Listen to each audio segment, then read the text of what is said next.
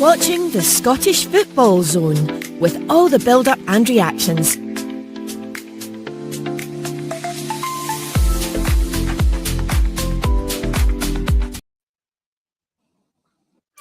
And hello, very good afternoon to you. And this is the Scottish Football Zone where we react to the big news of the day.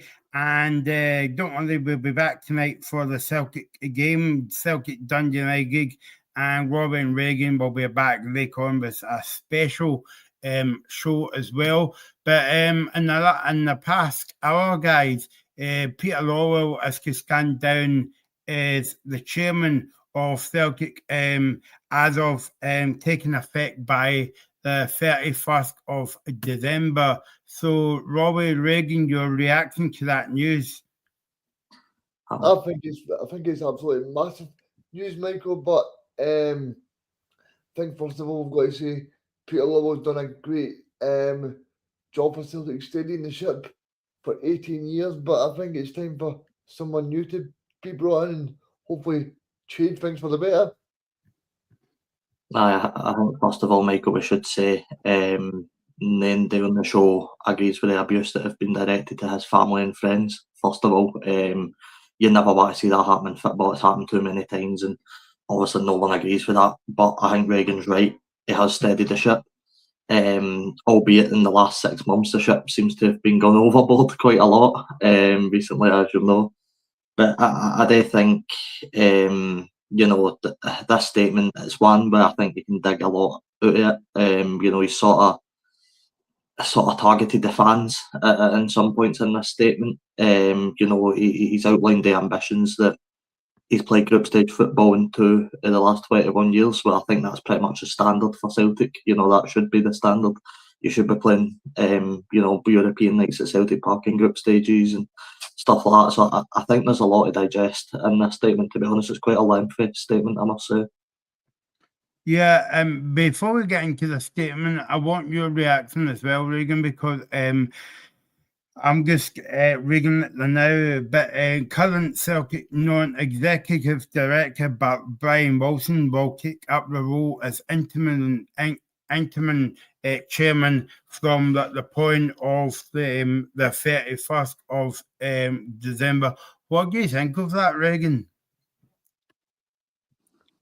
I think it's a good thing that someone is taking the role over it at the minute. But the most important thing is, Michael, that Celtic get this next appointment right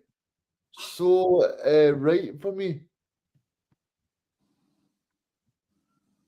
Because as a club, Michael, Celtic have made so many appointments over the past few years that need to be addressed, and they've made so many errors. Yeah, I know. Yeah, I mean, it's basically a kind of weird one because the thing is as well. A lot of people have been saying that Brian Wilson has been there for the same length of time as Peter Lawwell. But I don't know what you make of that, guys. I just feel as though that they're moving up, if you know what I mean.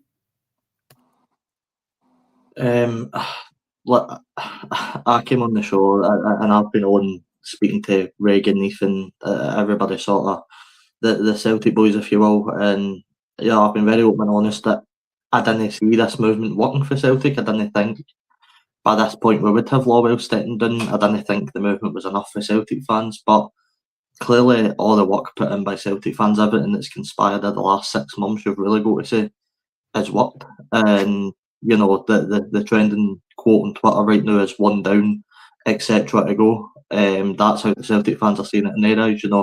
They're no done with this movement. They're no completely satisfied yet.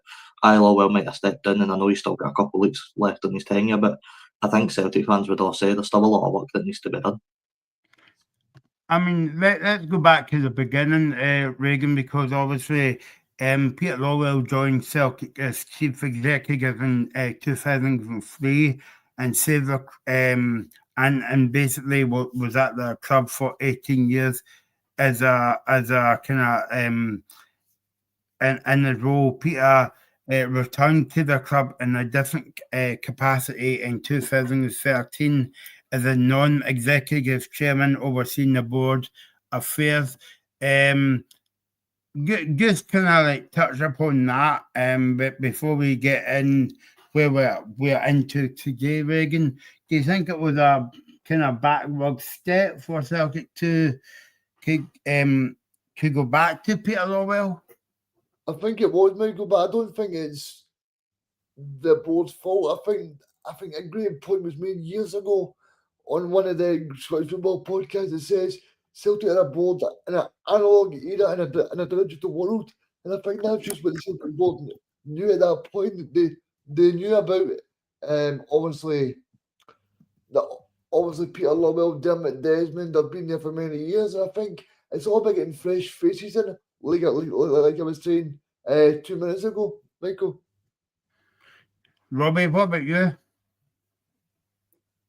Sorry, what was the question again? No, I was just saying, do you think it was a backward step in terms of like Peter Lawwell, Celtic giving welcoming Peter Lawwell back? I think it was always going to leave a sour taste in the Celtic fans' mouth. But let's be honest, right? You look at the statement and you look at the work he's actually done in his 18-year tenure. He's won 31 trophies. It's easy for me to come on as a neutral and say it's not that bad and look at it from the outside and say, well, look, Celtic have won X amount of trophies and Celtic have completed all this, Celtic have spent a lot of money. That's all correct in a way, but I can also understand why the Celtic fans are so frustrated, and I can get why Lawwell eventually did have to resign, and he has resigned, and I think this is a major step forward for Celtic. Whether who they're going to appoint next, I mean, I don't personally know. We'll find out, I'm sure, into the new year. But I think, first of all, you look at what Peter's done. He's witnessed 38 of the club's title triumphs in his tenure. It's actually not that bad. But again, Michael, it's like a double-edged sword in it. You can understand why it's gone so hostile in the last 6 months. Yeah, no, and the reason why we are not reading out the statement is because it's not because we don't want to. It's quite a lengthy statement, as Robbie was alluding to there and stuff. But we will pick the main bits out of the statement. Or you're welcome to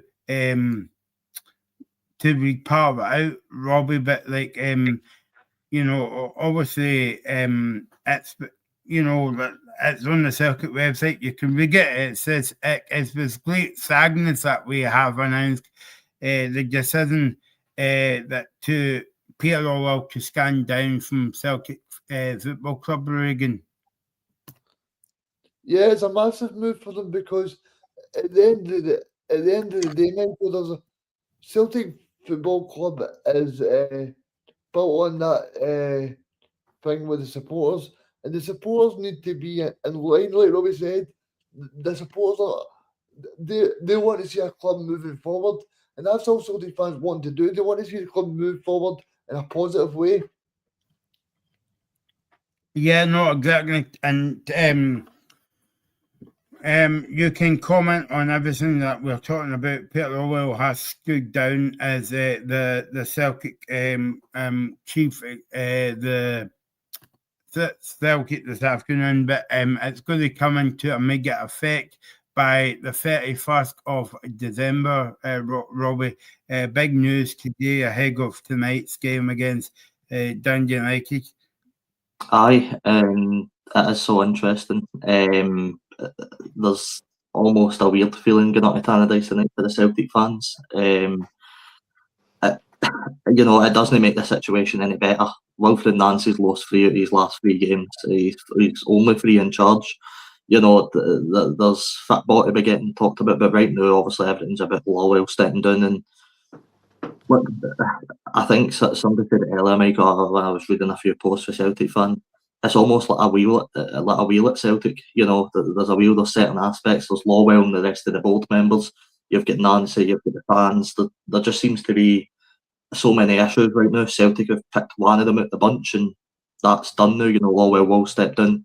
at the end of the year, but there's still that spinning wheel that needs to be resolved. There's multiple different sectors now, and I think it's a huge step. And as I said about 5 minutes ago, when I was on the show, sort of saying, "Oh, what are these protests doing? They're not help resolving everything." Well, I can now come on, Michael, and eat some humble pie, because actually everything that's been done by the Celtic fans has worked, and now Lawwell stepped in, and I'm sure over the next coming months we'll probably see more board members stepped in, and I think you'll probably find that it will start turning around for Celtic. We like to welcome new people onto the show, but we always like to welcome people with a busy breaking news and all that. So welcome to the show, Owen. As you can tell, Owen's a Celtic fan, so delighted for you to join us today, Owen. If you can tell us your reaction to Peter Lawwell stepping down from the Celtic board.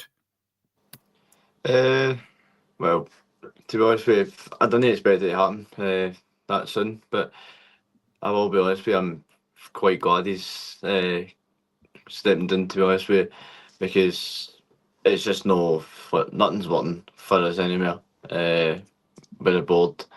Actually, the board is ruined us, I think. Oh, and I was reading it there, some quotes for his the statement Celtic released, and I was rightly pointing out that he has overseen 31 or 38 trophies, however many it might be. Yes, in the last 6 months, as I mentioned, it's been into a bit of turmoil, but overall, when you look at his 18-year tenure, he's overseen quite a lot of success at Celtic. Oh, definitely. His success is brilliant. But it just seems like over the last couple of months and a bit of years as well, there's no spending at all from, let's say, if you want to improve your players and that, you need to start spending money, and he's not done that for a wee bit now. So, but as you said, his success is brilliant, and I can't fault that over his last 18 years, to be honest with you. So, but other than that, when he steps in, good luck to him, what he does next, to be honest with you. Obviously, we're getting a few comments in from Celtic fans as well. Thanks for joining us on YouTube this afternoon. Don't forget to subscribe to the YouTube channel. But Owen's right there. Obviously, he's taking a hell of a beating by the Celtic fans, Robbie, Reagan, and Owen. But we've got to remember what he did. We've got to remember what he did in the previous years. He's actually come in to kind of develop Celtic. And before I get a bit of stick for saying that, I mean when they came in at the beginning. Aye. Yeah, I think you're spot on, Mike. I mean, when he came in, he was talking about making Celtic the most successful club in Scotland, and he's done that. But I think what Peter Lawwell done at the AGM, telling people to be quiet, and I remember last year when the supporters were telling them to buy players, he was like, be quiet and shut up and stuff like that. I don't think that's a very good look for Peter Lawwell telling Celtic fans to be quiet and to shut up and stuff like that, because Celtic fans pay the hard-earned money. I'm sure Owen goes to a lot of the matches, and I don't think he'd be very happy if Peter Lawwell stays to him, look, be quiet, we will deal with it, you know what I mean? And I think that's the problem. I think Owen was saying, once, I think it goes back to Brendan Rodgers the first time. All Celtic had to do was spend money and John.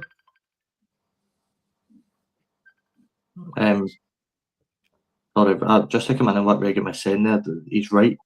The statement, and I've seen a lot of people question why he's no, acknowledge the fans really, but he doesn't have any right to, and I think that's the most important thing. That this isn't, I don't think anybody, for no good reason, why would I expect that statement, show empathy to the fans or show it. I don't see why anybody would think that, because let's be honest, as much as Lawwell's really disrespected the fans, and I acknowledge that and understand, some of the Celtic fans, I'm not saying it's all of them, but some of the Celtic fans' disrespect towards him and his family hasn't been acceptable in the last 6 months. No matter how bad it is in football terms, you never target somebody's family. So I can understand why the statement is so strong on his part. And look, I think Celtic fans are probably just really glad that it's over now. Obviously, there's still a couple of weeks to go under him, and then it'll all be about the hunt for the new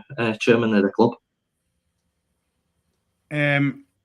Ethan has joined us today. Breaking news about Peter Lawwell has resigned as well, and obviously we've had comments in here saying, "Evening lads, we won't celebrate until he's basically been replaced." But I'll be Ross Desmond, and a few comments has been like that. I can tell you that it will be Brian Wilson. It will be he is the current Celtic non-executive director. Brian Wilson will take up his role as interim chairman from the point of the 31st of December until Celtic finds a suitable replacement. Your thoughts on that, Ethan? Yeah, I'm sure you've probably covered a lot of the points already, but I think it's one that maybe the Celtic fans that have been protesting for months now, and possibly some of them years, will see it as validation for their protests and that their protests are working. Obviously, Peter Lawwell left the last time and then came back, so there's that concern that the overall structure of the Celtic board that's been in place for years now, decades, is still there. But I think some of the Celtic fans will smell blood that the fact that they've managed to what you could say, chase Peter Lawwell out of his role. They can maybe do the same for some of the other board members. But yeah, it's interesting, of course, on the day of which could be a massive game for the Celtic manager. Obviously, already 3 defeats on the bounce to start his tenure, and he needs to start picking up results sooner. Well, I already think it's going to be an incredible task for him to turn it around for himself, to have a Celtic future. But you never know, and it would be ridiculous. I think. I was actually just thinking on that point. Do you think there's any point of possibly maybe there being a disagreement on the manager? That's why Peter Lawwell's left. It could be. It could be. You could be right there, Regan. I'm not sure. We're obviously not sure. We speculate with a lot of these things that it certainly could be something, especially when the managers come in and had such an unsuccessful start. And yeah, I think it would have been ridiculous to dismiss him after 3 games. I know some people were calling for his head, but yeah, he's not got a lot of margin for error now. He needs to pretty much, and certainly in the next 2 games, I think he needs to pick up at the very, very least 4 points. Anything less than that, if he loses any of the next 2 games, I think he could be gone as early as 5 games, which is crazy. But I think we've seen it before in football. Sorry, even I think if he draws the game tonight, the manager will be sacked. I think it's that simple. I don't think a Celtic manager can go and lose like 5 matches, 4 matches in a row to not win a match. Celtic could be out this title race on Sunday afternoon when, say, the Jambos go and beat Rangers. It could be 9 points, or and then they could be 12 points ahead of Rangers. Celtic need to act very quickly. Regan, I understand that's how every fan must be feeling, and you've got every right to feel like that. But if we're being completely honest, are the board going to be thinking that way? I don't think so. After spending so long trying to get this guy over and trying to get the contract signed, they're not going to want to sack him after 4 games. Let's be realistic. They're not.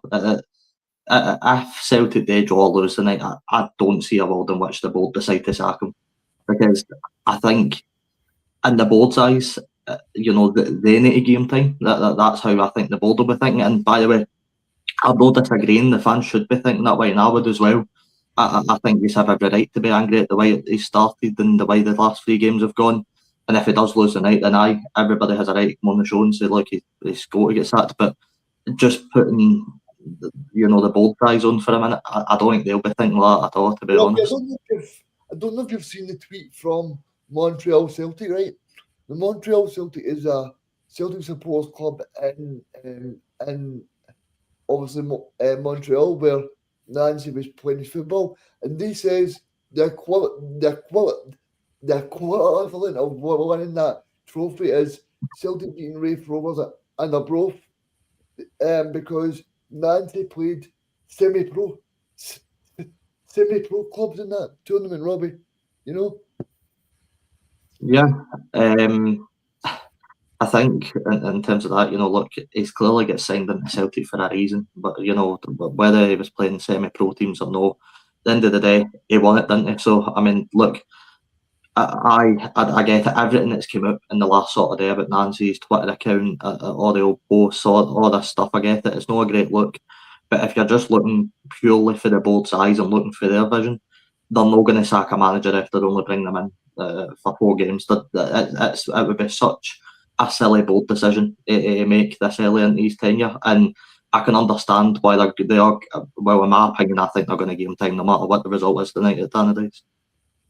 Yeah, I think I would agree with that. I think coming away from the results, I know that's something Wilfred Nancy said, and obviously it's something that a lot of people disagree with, and rightfully so, because football's a results-driven business, as almost all sports are.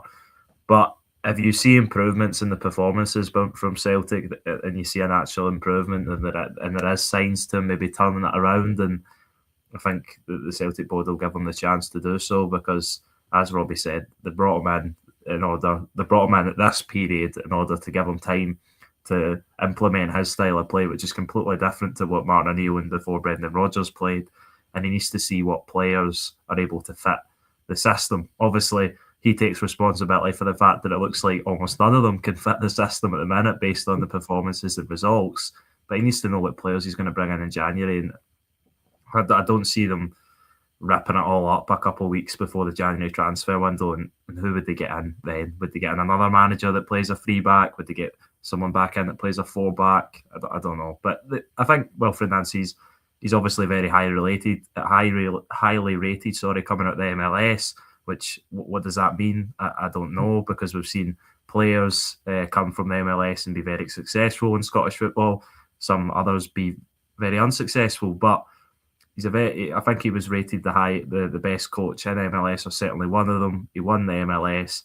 I don't think really the problem is he's coaching, but I think I doubt whether he has the sort of character or aura, you might say, to be a Celtic manager, because I think we understand that to be a manager for Celtic, you need to possess more than just a tactical knowledge, and I think that's maybe where Nancy's lacking so far. But obviously, he's still got time to turn it around. I think the board will give him time to turn it around, and you could say it's a difficult game, but I think any game's difficult when you're on the run Celtic are on and the pressure the club is on. But if you look at it, Dundee United have won just one of the last, I think, 11 games or something like that. So Celtic should be able to go there and win, but then again, they should have beat Hearts at home, and they should have certainly beat St Mirren on Sunday, taking nothing away from those two teams, because they were both brilliant and deserved to take their victories. The only thing I would say to you, Ethan, I've been at the last 3 matches of Wilfred Nancy, and the players don't look very happy. They're arguing on the pitch. They're not looking satisfied with him. They're turning away. They're not talking to him. So it doesn't seem like a very great place to be in. No, I would agree with you. Sorry, Michael. I was just going to say I think he might have lost the dressing room already. It seems that way, and that's why it's so difficult for me to see him turning it around. I think they need to give him the chance to, because I think I'm maybe one of the most positive people in this. I think I have seen little snippets. Bear in mind, maybe 20 minutes from a 90-minute game on all 3 games. I've seen Celtic playing really good football in moments. Of course, 20 minutes isn't enough to win a 90-minute football match. But I think it shows the potential of what he's trying to do, and that there is some positives to be taken. But obviously, the negatives completely outweigh the positives when you've lost 3 matches. The first Celtic manager to ever do that in his opening 3 games.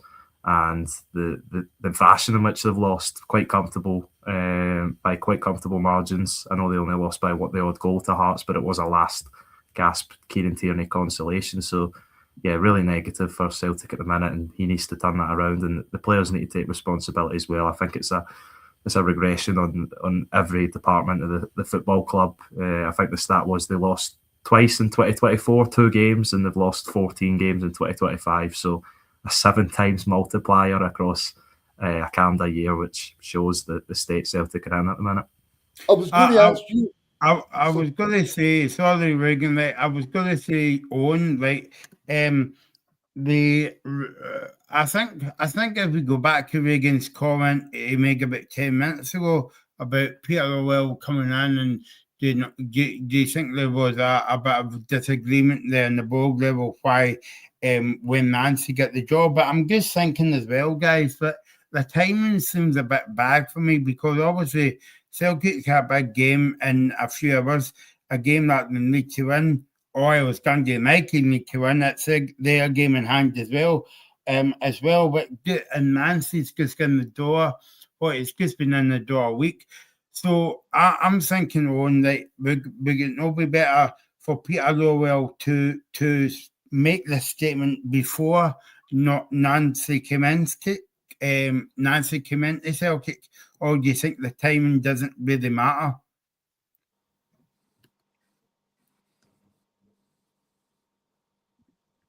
Are you talking to me, Michael? Yeah. I mean, I think it matters that in terms of that possibly it's only a few hours before the match. I don't know if it'll add extra fuel to the fire for the Celtic supporters. Obviously, they will be glad that Peter Lawwell's left, even though, like I said, Peter Lawwell's done a fantastic job over 20 years at the club. But I think in general,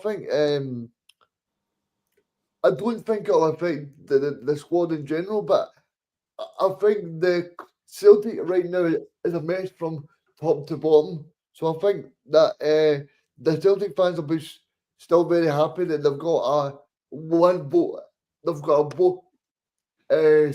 someone in the boardroom that they don't want to be there has finally left the club. Because for me personally, I don't know if you guys agree, but I don't think there was any way back for Peter Lawwell after when he spoke to the supporters at the AGM. Mm-hmm. No, there was no way back. It was only going to take a matter of time before this happened. And Michael, you're right, it was a very weird way to drop it on such an important day, you'd say, for Nancy and the rest of the players. But just to touch on something Ethan said earlier, they were talking about, and I think you're right, Nancy will get time to turn this around. Would it be fair to say, if he's back in January and Celtic start making signings, that he's going to at least get till the end of the season? Because there's absolutely no way the board are going to spend money on him and let him go and sign his players to suit his system and then sack him off after like a month. I just don't see it happening. So the Yankee will get till the end of the season. Yeah, I think he could do. Whether the Celtic fans want him to is another question. But yeah, you make a really good point. They're not going to, the Celtic board aren't going to back him in the January transfer window, sign players that fit his 3-4-2-1 or whatever formation you want to call it, to fit that style, and then dismiss him and bring in another manager that doesn't play that style. It just wouldn't make sense. And I think it was Jordi Cruyff was saying the other week that it takes 1 or 2 transfer windows to, when you're going from a 4-back to a 3-back formation, to get players in that really fit a system, because we've seen that a lot of the Celtic players don't really know what they're doing, and whether that's down to them not performing to the levels they should be as professional multi-million pound player footballers, or it's down to the coaching of Wilfred Nancy not getting the idea across properly or being too overcomplicating it, then I think we'll see. But yeah, I would agree. I think if they're going to back him properly, which Celtic need to do, because I think the squad's miles off where it was even last season, and miles off probably where it needs to be to compete on a domestic front in the League Cup and in the Europa League, then they're going to have to stick by him or get rid of him and get someone else in and back them. But it seems like that they've left themselves not a lot of time to do that, and I think they were left in the scenario where if they were going to replace Martin O'Neill at any stage, they had to do it quickly before January, and to allow Nancy to come in and impose his philosophy and realise what players will fit his style, because you can look at players' profiles and watch them and go, yeah, I think he'll fit, but until you actually see them play in what you're trying to do, I think you can't really make a a proper judgment. The only other way that Martin O'Neill could have stayed for these matches, I think, and would have been if he was staying until the end of the season. But then it's quite a lot of football to write off as, okay, we'll let Martin be the sort of caretaker manager until the end of the season. Although looking at it, how the last just over a week's went, maybe that was the better plan of action. I know you're saying about it. Sorry, I just wanted to speak to Ethan there in terms of that January window, Ethan. See, in terms of that January window, I think we need to bring in a lot of players because I don't think a lot of these players really suit the back three system. You know? Yeah. I would completely agree with you, Regan. I think he might need to bring in a player for every position based off how some of them have played and all. But I think they do need a lot, and especially in the wing back areas. I think Kieran Tierney, I thought was good the other day. I was surprised that he actually was subbed off, although there seemed to be a sort of confusion of whether Wilfred Nancy was going to take him off or keep him on. Thought he was Celtic's best player, but on the other side, Sebastian Tenekte, still not really sure why he started over Yang on that side when Yang's been one of the better players, I think, since Wilfred Nancy's come in. But yeah, I think they need wing backs, especially. They probably need central defenders that can play, although they are hampered with a lot of injuries across the pitch to key players. Carter Vickers, Johnston, Jota, obviously, and that's just to name a few. I think I'm probably forgetting a few other ones. So Sarachi as well, I think he would really fit in the system possibly quite well. But and striker as well, you're looking at it, and Johnny Kenny's the only. Well, Shin Yamada, I don't know where he is, up with the cobwebs of Celtic Park possibly, but yeah, I don't really know. If Johnny Kenny's your only striker, I just don't think that's a recipe for any success. I think he showed under Martin O'Neill that if there is maybe a player there, but I thought he was really poor at the weekend and struggled to get in the match, and just makes you wonder how good a manager Martin O'Neill is, that he was able to get such a winning formula out of those players in such big matches as well. I mean, I don't know, Robbie, how things go here, but in terms of like Peter Lawwell standing down and Brian Wilson being the interim, I don't know if anybody watching knows about this, but I mean, Celtic might have to hold a AGM because of that as well. I mean, I think we're going to see how the next couple of weeks go. I mean, I can only imagine, Michael, what it's going to be like tonight if Celtic lose at that points at Tannadice. I mean, it will get very, very hostile. And look, maybe the only way to move forward in this situation is to hold an AGM and talk about it and, you know, sort of talk through what's next. But let's be honest, they've tried. You know, there was really any room for talking at the last AGM. So, you know, whether the Celtic board and them, do they think that's a good idea? I don't know, but it definitely does feel like there needs to be something. And look, let's say Celtic they go and win the night, which, like, although they're in a really rotten run of form, it could still happen. I get Dundee United aren't exactly playing breathtaking stuff right now. So if Nancy does go and win the night, it's going to be interesting to see what follows that win, because it is such an interest. Michael, it almost feels like one of these a dream or a nightmare. You know, it doesn't feel real. What's happened today? You know, the statement coming out at the time it did, with such a big match on the line after the sort of like the last week's gone, it just doesn't feel. I don't think it quite feels real yet, but I suppose we'll need to wait and see what happens tonight. But it is going to be such an interesting, for me, the next few weeks are going to be massive for Celtic. There you go. Yeah. We did see Brian Wilson as to take up the interim chairman as well, but I don't know. I know I've asked you this question before. Ethan and Owen, I like to bring you in here, but like I think like the timing's a bit weird for me about Peter Lawwell leaving, because I can't help but think Nancy's just in the job for a week. It's not going well, and Peter Lawwell's just come out ahead of Celtic's biggest game of the season against Dundee United away from home. And announced that he's even surely he would have announced that before Nancy came into the club. But I don't know about you guys, but I think there's something missing here. I think it all smells a bit funny to me. Yeah, no, I completely agree with that. Although between himself, Desmond, and Nicholson's statements, they all sort of align for the most part and wishing each other the best and all that usual stuff that you see when somebody leaves a football club. But I think, it is a really weird time on the day of a match, such a crucial match, just hours before the players are probably, if they're not already, travelling to the stadium, then they're certainly close to that. Then, yeah, it is a really weird time for Celtic, and it'll just be with what happens next. Will there be more board members that possibly move on, or is this just a one thing, a one and done sort of thing? Another little thing that's popped into my head is, as well, guys, is Peter Lawwell got out before the actual mess implodes with the manager and the rest of the board? Is that Regan said as soon as I seen the statement, that was my first thought. And in my head I was like, does Peter Lawwell think this is going to get worse? Because it certainly could if Celtic fail to win at Tannadice tonight. And you do just wonder if he has got it. But Michael, I think on your point, I want to ask the rest of the guys, like, you're looking at a situation, you're right, it is a very weird time for Lawwell.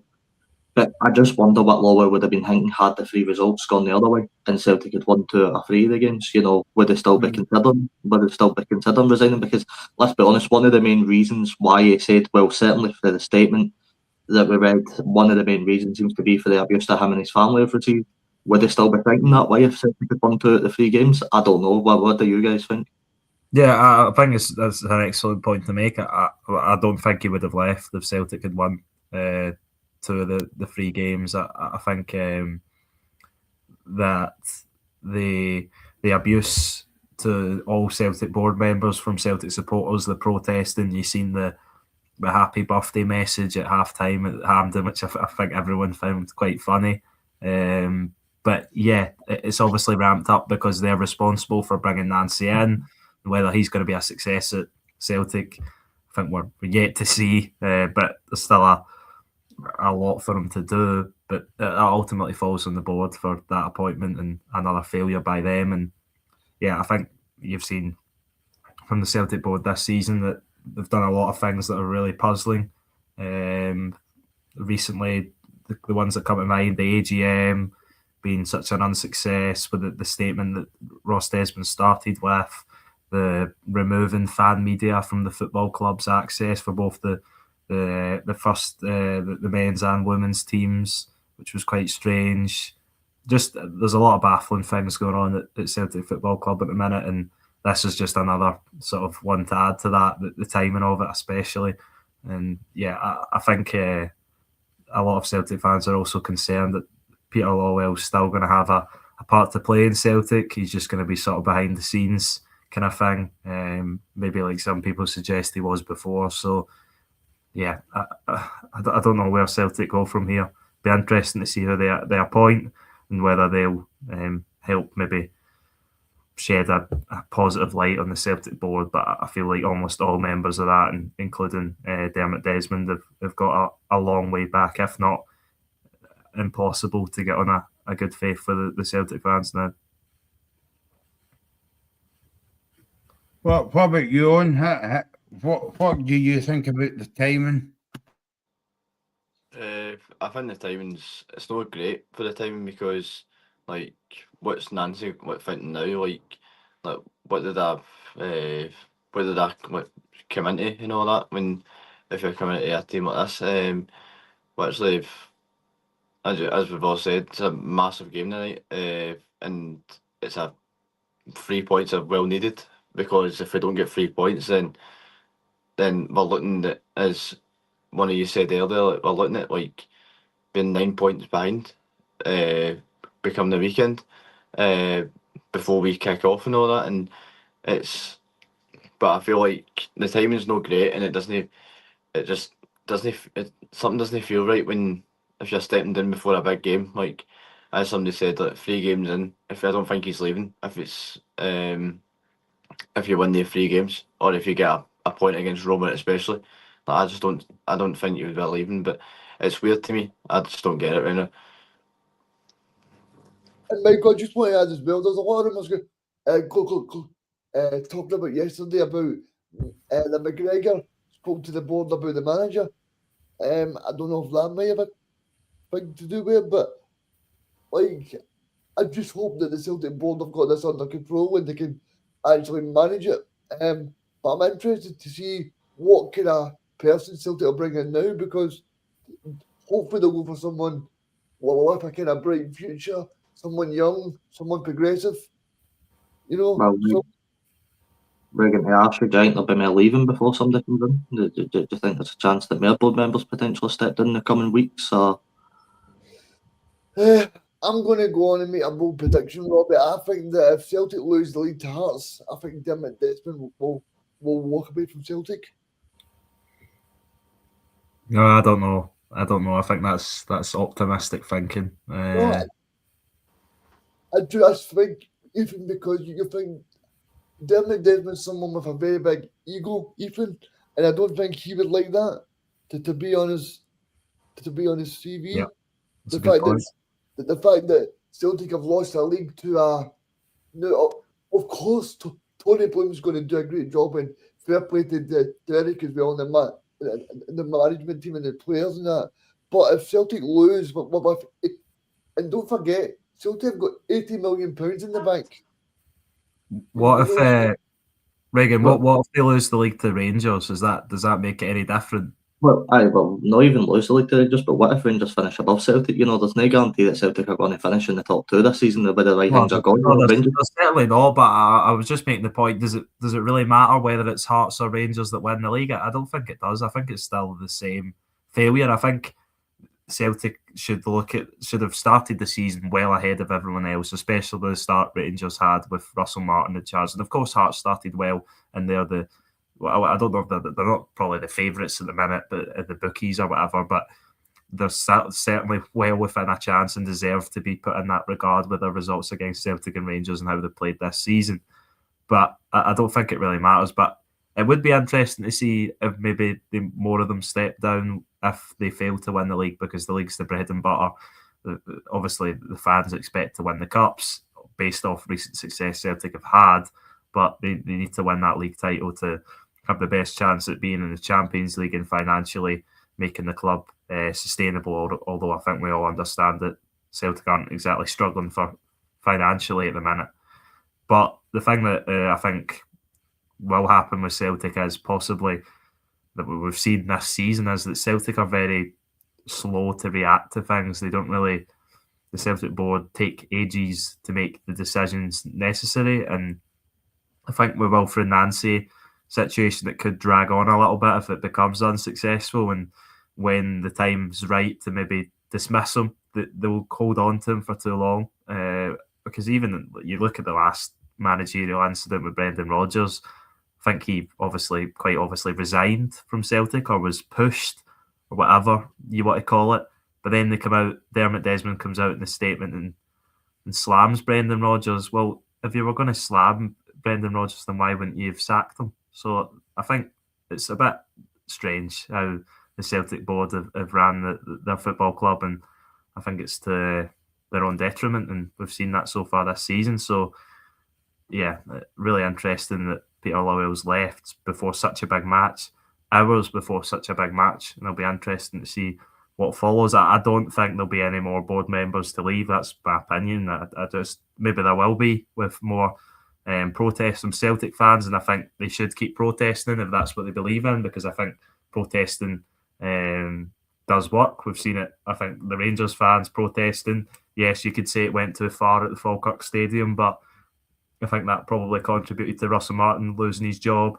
And now you've seen Peter Lawwell leave off the back of, what he says is abuse from him and his family, which is something you never like to see, getting personal. And obviously it has got personal in certain capacities, but there's a fine line when you get stuff like protests at football clubs and protests in general. There you go. So Before we go, guys, let's talk about things on the park now. Dundee United against Celtic. We'll be back at 10 o'clock. What's your prediction for tonight? Of course, me and Ethan will be back at 10 o'clock with the debrief of that game. What do you think the prediction will be for this one, Ethan?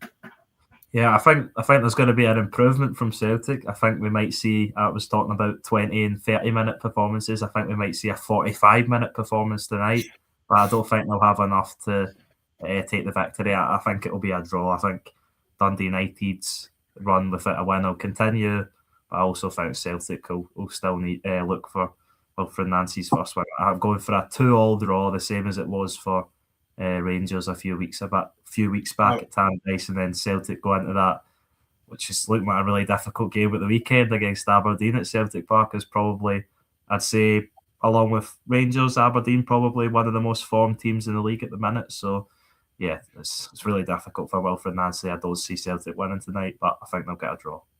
I was going to say a draw of Desmond, but I better not say that on this show. Robbie and Reagan, what do you think? Reagan, Dundee United against Celtic on Sky, 8 o'clock. What do you think? I'm going Dundee United 2, Celtic 1. Oh, Robbie? Had I not watched that second half on Sunday, after the first half I would have been a bit more optimistic tonight for Celtic, but after watching Callum McGregor run out of Wilfred Nancy twice, I can't see things improving. I'm going to go a clean sweep for Dundee United, 3-0. 3-0. United. Oh, you never know. That's a bold prediction. There you go. You're completely right. What we've seen from Celtic on Sunday, especially in the second half, you could make that point. I think St Mirren probably should have won by more goals in the end. So, yeah. There you go. Ian Watson on YouTube, he says Celtic's got to win. Ian, if you haven't done so already, like everybody else is watching, please subscribe to the YouTube channel, like and subscribe to our TikTok account, and we are on Spotify as well. But everywhere we kind of get you kind of get regulars, and you kind of get regulars tonight because we're on tonight with a special.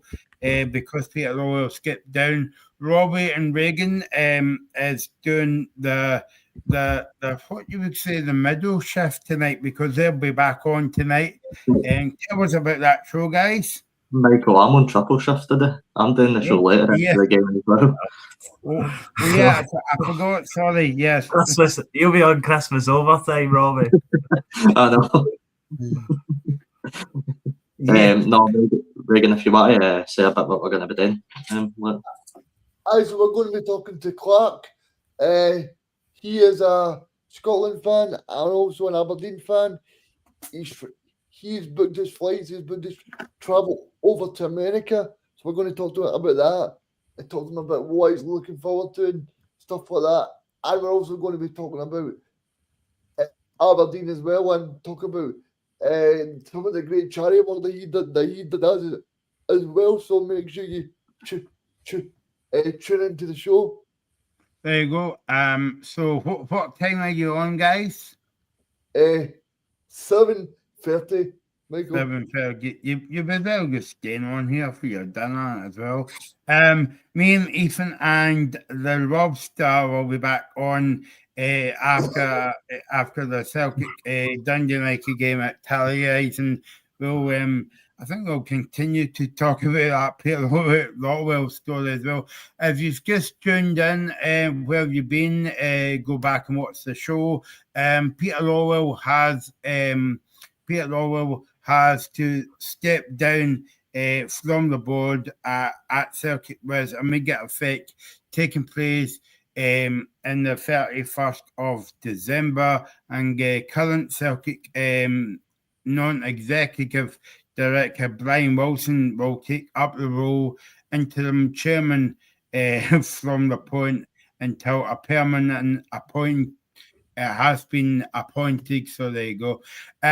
Join us at 10 o'clock after the Dundee United Celtic game.